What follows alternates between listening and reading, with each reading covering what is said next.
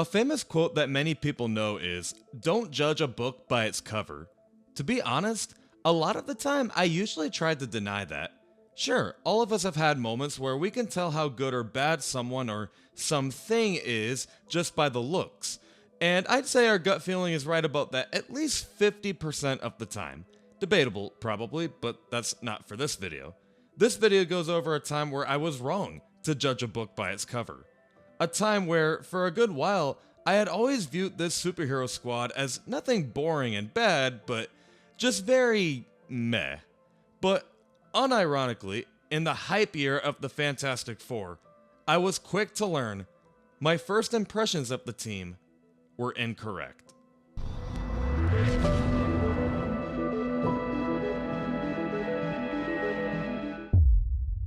Let's circle back to what I said earlier. Growing up, I never thought the Fantastic Four sucked and that they were boring or anything. There were some cool moments here and there that I thought was cool. As a kid, I thought the original Fantastic Four movies were okay, and I was decently excited to see the 2015 reboot, though I never watched it, and surely I'm right to judge this book by its cover. Say that again? It's fantastic. Yes, it is. Guys, I got it. Ready? Yeah. I was hyped to see John Krasinski play Mr. Fantastic and Doctor Strange 2, and to be completely honest, I thought the Human Torch and the Thing were cool characters. Invisible Woman and Mr. Fantastic weren't totally on my radar. You get the idea. I was sorta on the Fantastic Four hype train. For the most part though, I was a lot more heavily focused on other heroes. Spider-Man of course being the big one, and even his villains. Ghost Rider has always been a big fan favorite of mine. Deadpool is up there. Hell, I even preferred some DC and anime characters over the Fantastic Four. Why was I never truly bought into them? Honestly, I don't know. Maybe I just preferred stronger abilities like Ghost Rider, or a different color scheme like Spider-Man. Again, I don't really know, but they just weren't the most hype idea I've ever heard at the time. Well, fast forward to when Marvel Rivals comes out, the big video game everyone's talking about. I was excited for this game, and though I was looking forward to playing Ghost Rider, looks like I'll have to wait a little longer for that, so why not play Spider-Man? I'm still practicing, let's put it that way. I messed around with a couple other heroes, mostly Iron Fist, but I couldn't seem to figure out the game at all. Well, when the game announced its first new patch of heroes, being the Fantastic Four, I was disappointed, because deep down, I wanted to play as, in my eyes, cooler and flashier heroes.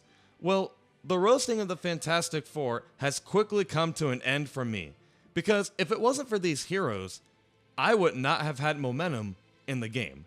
And no, spoiler alert, the whole video is not me saying I like this team only because they helped me win in Marvel Rivals. In fact, I sorta already went over how my momentum started in this game in a previous video essay of mine. I'll briefly summarize that later, as I still think it stays on topic. In short, because I was playing as Invisible Woman and Mr. Fantastic in the game, it got me curious about who they were as characters. So I decided to read their OG Stan Lee and Jack Kirby written comics and rewatch the OG Fantastic Four movies. The first thing that spoke to me when getting into this superhero squad is it reminded me of what it is I truly want in life. I think it's appropriate to mention that most of what it is I realized I truly want comes from a writer's perspective. Well, an aspiring writer at the very least. It's truly amazing how a hidden gem can contain the very secrets you needed to see after all this time. The Fantastic Four not only reminded me of my own writing, but also showed me where I'm going wrong in writing. For many years, since I was little, I had ironically written comics and stories with a team of 4 superheroes. I never published them to the public or anything, but gosh, I drew them way too much. It ironically contained 3 men and 1 woman. The leader of the team got married to the woman, while the other 2 men were best friends. Their main villain used to be best friends with the leader of the team, in school.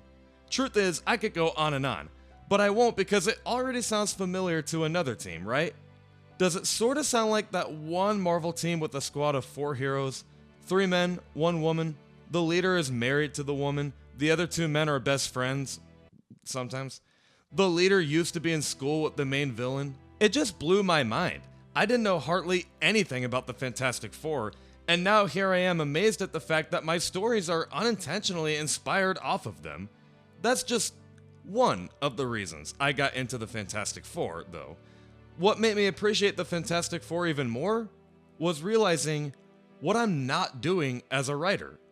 It shocked me seeing that the Fantastic Four actually got in a lot of fights within each other.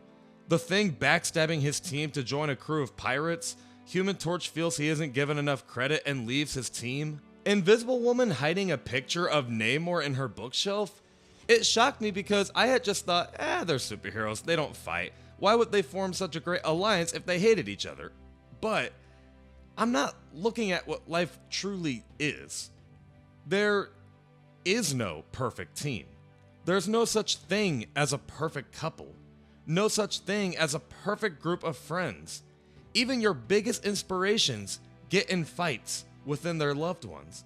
But what matters is if they stick together no matter what.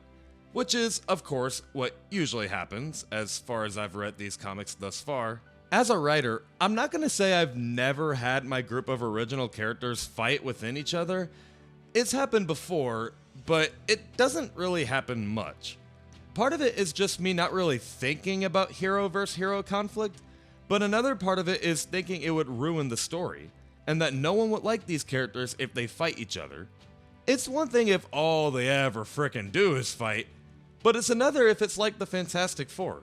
It happens, they aren't perfect, but they can stick together no matter what. And I now realize the importance in creating conflict within each other. There's a couple other things from a writer's perspective that gave me some ideas too. I never really had a team name ready, unlike the Fantastic Four. I thought about, what if they all had a superheroic car like the Fantastic Car? What would their headquarters be? Blah, blah, blah, you get the idea. As a writer, there's many things that I can take away from this superheroic team. But what about life outside of being a writer? Did this team even impact my personal life? Yes, actually. They taught me a valuable life lesson that I'm about to share with you all twice. Because remember when I said we'd circle back to Marvel Rivals? Well, I won't say too much of my story with them in that game just because it's mostly already been said in a previous video of mine. But to quickly summarize, I played selfishly when I first played that game.